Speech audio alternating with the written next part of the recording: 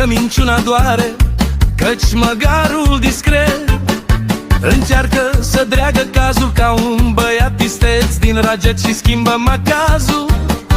Iar vulpicei hoațe nici nu vrea să-i pese, prefăcându-se cinstită, deși e ipocrită. Cât despre șacalul trecut prin viață ca gâscă, așteaptă finalul să treacă în apasta, exact ca musca.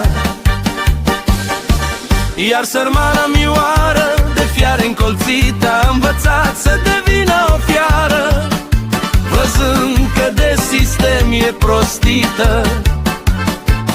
Oița cea blândă nu mai e blajină Și a învățat ca tăcerea să-i fie cunună, și neagră-i copită puterea. Oița a devenit leu ce cu a lui forță Arde minciuna și hoții ca o torță, și astfel a înfrânt greul. Dulcea mioară a devenit o fiară și cu răgnet de leu a distrus sistemul cu al său puseu.